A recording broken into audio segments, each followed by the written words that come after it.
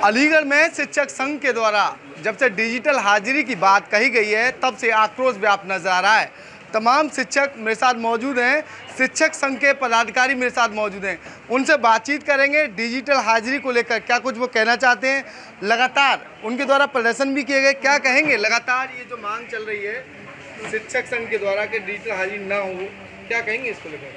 हम लोगों का यहाँ पर ये कहना है कि शिक्षक कोई पद नहीं, शिक्षक एक मान सम्मान है, उसको चोर ना समझे।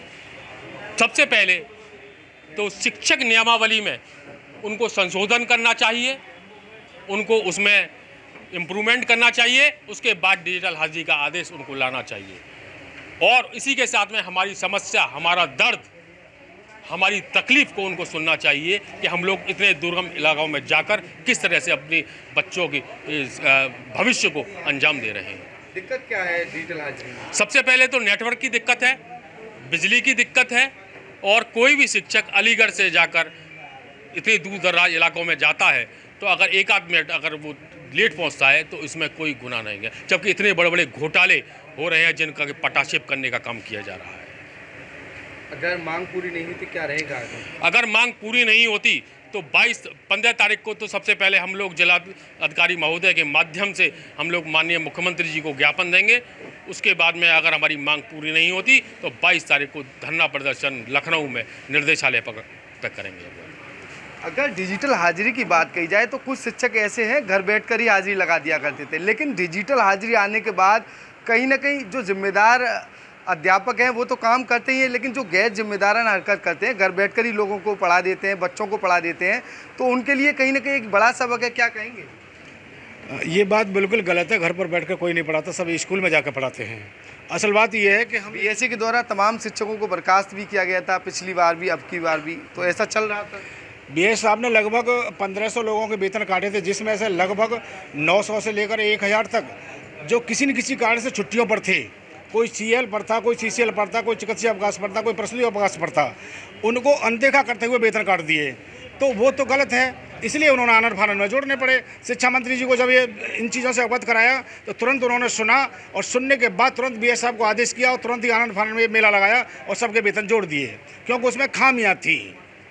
आधुनिक युग की बात कही जाती है, हर जगह टावर हैं, तमाम जो रेंजिंग है वो सारी व्यवस्थाएं हैं और नेटवर्क सिस्टम जो काफ़ी अच्छा बताया जाता है, लेकिन शिक्षक संघ ये बोल रहे हैं कि साहब वहाँ पर जो है नेटवर्क सिस्टम फेल है। तो क्या लग रहा है कहीं ना कहीं बचाव किया जा रहा है डिजिटल हाजिरी से?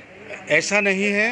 बात यह है कि जो डिजिटल हाजिरी है उसका हम सम्मान करते हैं, कहीं उसका विरोध नहीं कर रहे, परंतु बात ऐसी है कि जो हमारी तमाम मांगें लंबित हैं, जो शासन स्तर पर मांग पत्र जाते हैं, शासन उनको अनदेखा क्यों करता है? हमारी मांगों को क्यों नहीं सुनता? हमारी मांगों को वो मान लें, हम इसको मान लेंगे। जब से मांग कहाँ गई थी, जब से ये मांगें तो 10 साल से लगातार दी जा रही हैं और नहीं सुनने मांगों के लिए। अब क्योंकि मौका है इस बात का, तो हमारी मांगों को मान लें। जैसे पुरानी पेंशन की मांग है, कैशलेस की मांग है, और ईएल की मांग है, और हम लोगों की जो 14 से लेकर जो इन छुट्टियों को बढ़ाया जाए, तो ये तमाम मांगें बहुत सारे समय से लंबित पड़ी हुई हैं। इन मांगों को वो मान लें, हम इसको मान लेंगे, हमें कोई दिक्कत नहीं। मानी गई आपकी मांगें तो क्या रहेगा? मैं विश्वनाथ जिला कोषाध्यक्ष हूँ। आज यहाँ पर जो प्रेस वार्ता का आयोजन किया गया है वो डिजिटल हाजिरी के विरोध को लेकर के किया जा रहा है। सरकार पहले बुनियादी सुविधाएं तो उपलब्ध कराए। यदि हमसे कह दिया जाए कि आपको युद्ध क्षेत्र में जाना है, आपको युद्ध लड़ना है, लेकिन हमें हथियारों से वंचित कर दिया जाए, हमारे पैरों में बेड़ियां बांध दी जाएं, हमारे हाथों में हथकड़ियां लगा दी जाएं, और उसके बाद हमसे कहा जाए कि आपको ये युद्ध जीतना है, तो क्या युद्ध जीत सकते हैं? बात है इंफ्रास्ट्रक्चर की, बात है विद्यालय में भौतिक सुविधाओं की। बिल्डिंग नहीं है, आपकी बिल्डिंगें टपक रही हैं, आप वहाँ पर बिल्डिंगें क्यों नहीं बनवाते? एक विद्यालय है वो खाली पड़े हुए हैं, ऐसे तैसे यहाँ से वहाँ टीचरों को ला के आप काम करा रहे हैं, वहाँ टीचरों की व्यवस्था क्यों नहीं कराते? बहुत से हमारे एकल विद्यालय हैं, जो एकल विद्यालय चल रहे हैं, वहाँ आप क्यों नहीं दूसरे शिक्षकों को पहुँचाते?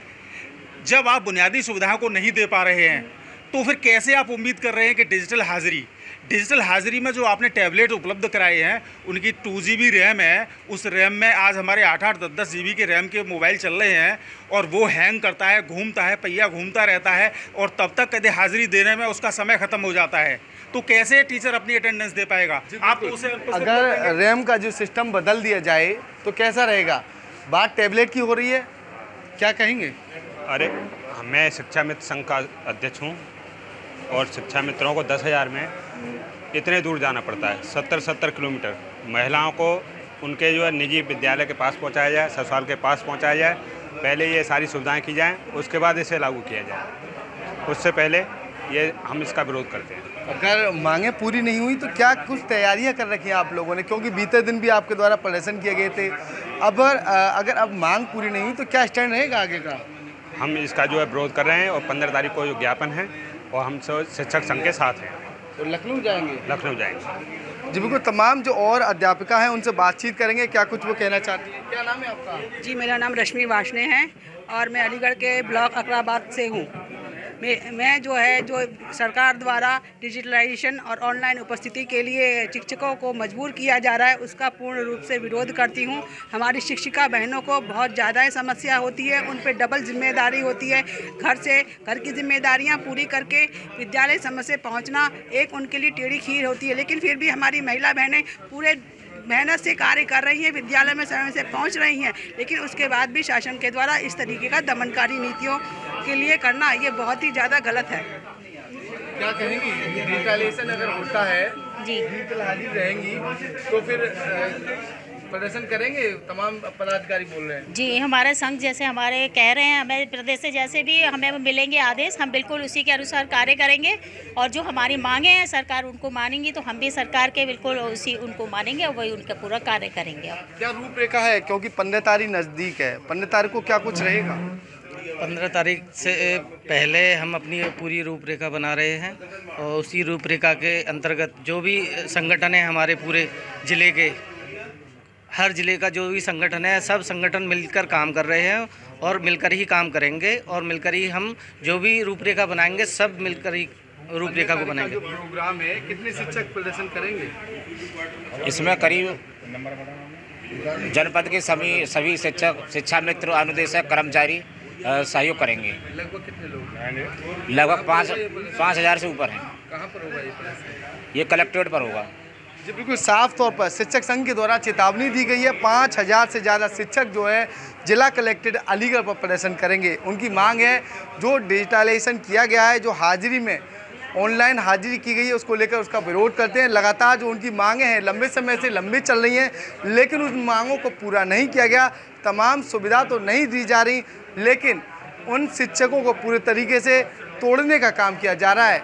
शिक्षकों के द्वारा जानकारी देते हुए बताया गया, तमाम जो महिला टीचर हैं वो काफ़ी दूर दूर तक अध्यापकों के द्वारा लगातार पढ़ाई के लिए वहाँ जाया जाता है, लेकिन शिक्षा को लेकर लगातार जो तैयारी उनके द्वारा की जाती है, उनको लेकर प्रशासनिक अधिकारियों के द्वारा या फिर सरकार के द्वारा शिक्षकों की मांग को पूरा नहीं किया गया। यही कारण वो अपनी मांगों पर अड़े हुए नजर आ रहे। 15 तारीख को उनके द्वारा बड़े प्रदर्शन की चेतावनी दी है।